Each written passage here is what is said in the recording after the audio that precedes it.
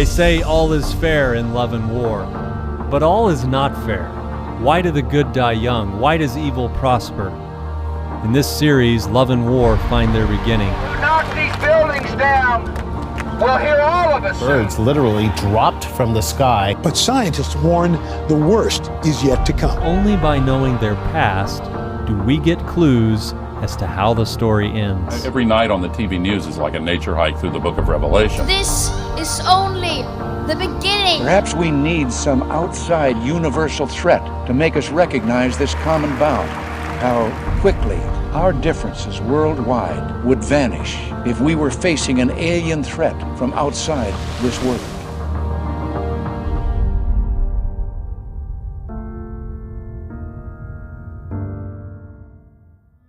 The sun was setting on the old world, and it was time for something new. And the good news was hope was rising in the West. This new world full of opportunities and possibilities, but more than anything, it was full of the promise of a better life. A life where someone could follow the dictates of their own conscience. And around this time, the King of England, he's speaking of those who prized conscience over anything else, and he's quoted as saying, "Conform or harry them out of the land, or else worse." So you can see religious freedom was dead. And the New World was a land with no pope and no king.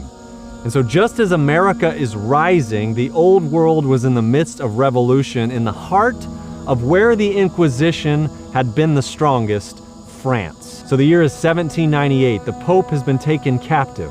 The wealth gap has reached a climax between the haves and the have-nots. That's what often happens in revolution. Once people have nothing left to lose, they lose it. And you can hear the rumblings of this even today. But this was no random moment. This was the period of time long foretold as 1,260 years of reign for the old world, and now Rome's rule was done. So as the old world was falling, the new was rising. But sometimes it's easier to take someone out of Babylon than to take Babylon out of someone. And as those men and women boarded the boats headed for the new world, they were longing for freedom. But as soon as they arrived, sadly, they drove out the natives by violence and started to practice force. And somehow, we all often resort to force with others when they don't act like we think they should. And we've got to admit that this is not right. So as those men and women, those boys and girls, were boarding ships in Holland to sail to the shores of the New World, they listened to a man named John Robinson who told them that the Reformation, this protest against the mingling of church and state, the protest of trampling on conscience, must continue and must not stall. He said if the great men who had raised up the torch were still around, they would keep looking for more light. And so he challenged them and us to never become satisfied with thinking, you know enough, I know enough, we know enough. Just to keep digging, to keep the spirit of curiosity alive. Robinson is quoted as saying, "Remember your promise and covenant with providence, to receive whatever light and truth shall be made known to you from his written word." Then he says, "For it is not possible the Christian world should so come lately out of anti-Christian darkness, and that full perfection of knowledge should break forth at once." These people were unafraid to risk everything to escape the old world and kiss the shores of the new. And as they were boarding that ship, those ships, Robinson said to them, "I am very confident the Lord has more truth and light yet to break forth out of his holy word." So they sailed to the shores of America. And then sadly, somehow, not long after they arrived, many began to mandate that only church members can serve in government, and then it was not long before persecution arose in the New World. But the good news was hope had not completely disappeared. There's another reformer who rises up, Roger Williams. But even when Williams arrives in America, he found the church mandating people attend or they would be breaking the law. Williams was respected and loved by so many people. He was this faithful leader and minister, a man of rare gifts, integrity, kindness. He showed these to everyone he met. But as he kept teaching and preaching tolerance and freedom of speech and freedom of conscience, he was accused of subverting the government and society. And then he was sentenced for a crime as an enemy of the state. So to escape arrest, he was forced to flee in the cold, stormy winds of winter into the deep forest.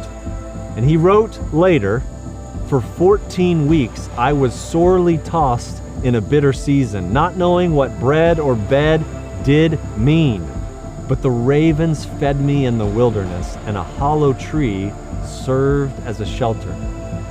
And he continues through the snow and this deep forest until he finds refuge with an Indian tribe whose confidence and affection he wins while teaching them the truths of Janah.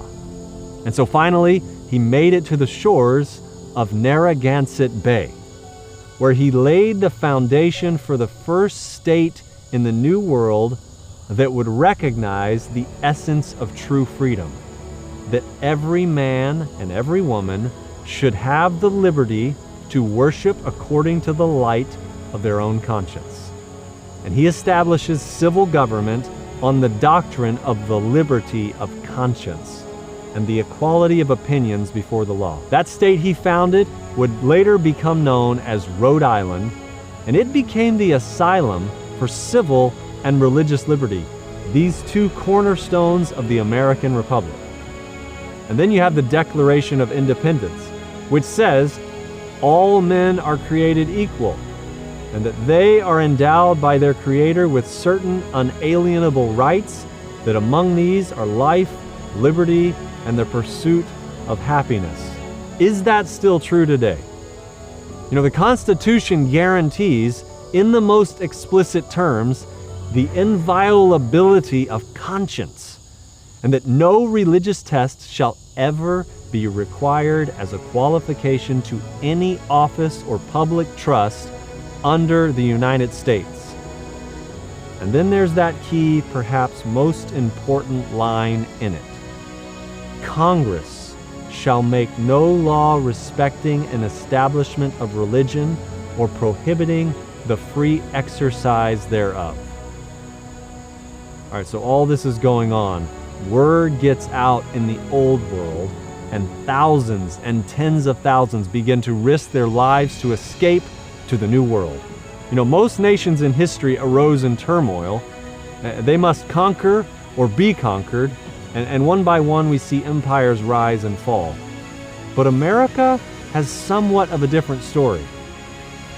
John, way back there on the island of Patmos, saw America's rise, and he wrote that it would come up from the earth, and he describes it unlike all the ferocious beasts in the prophecies before it, like the lion, the bear, the leopard, the dragon. So instead of this monster, John describes this new empire like an innocent lamb, the very symbol of Yeshua. And then some describe it like a silent seed planted in the earth.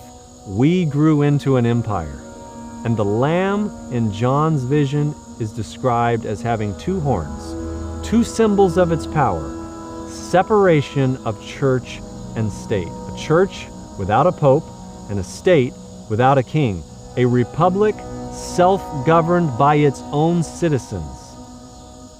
But then John sees something absolutely strange start to happen. This scene changes, and he describes the Lamb beginning to speak like a dragon, the very symbol of Lucifer. So you can imagine that total switch that takes place. So not all is roses in the New World. Already the Puritan faith in the colonies seems to be turning into the persecution of the Dark Ages, and many once again lose hope of anything good in the future. And then there's this war in 1812, and one man, a patriot in the army, He wants nothing to do with religion. He sees how awful it became and how awful it is becoming even in the New World, and he is detested by it. His name is William Miller. He begins almost for sport to mock the Christian religion because it had all these erroneous teachings, burning hellfire for bad people, that God tortures people for all eternity. Miller starts to mock the idea of this secret rapture, not a visible second coming. He denounces the idea that the dead moved on into the next life, and that didn't make sense with other things in Scripture, and that prophecy, was it sealed? Was everything in Scripture a mystery? He saw no evidence that the millennium was to be on the earth instead of in heaven. And then there was this teaching that Miller mocked, this idea that he said, this has no basis in Scripture, that Israel was the country to look for in prophecy rather than the United States. Miller saw none of these things making sense or having any validity, but there was one that intrigued him the most of all of these.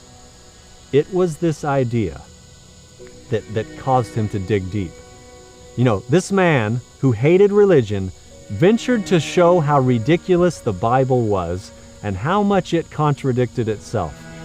He was so curious why scholars had pronounced a curse on the 9th chapter of the book of Daniel foretelling this promised deliverer. So he keeps studying, and he kept making more sense rather than less of the words he was reading.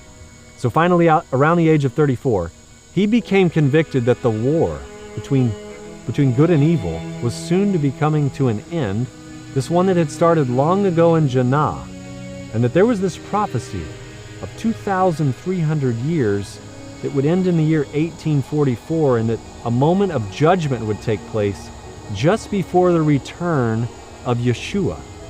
Miller was a wealthy farmer, and he was so convicted that what he was studying was true that he sold everything and he went on the road teaching anyone who would listen to what he had learned.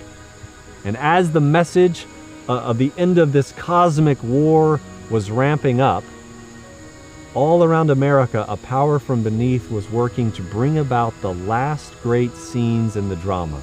A power hoping to rip the nation in two, to divide and conquer.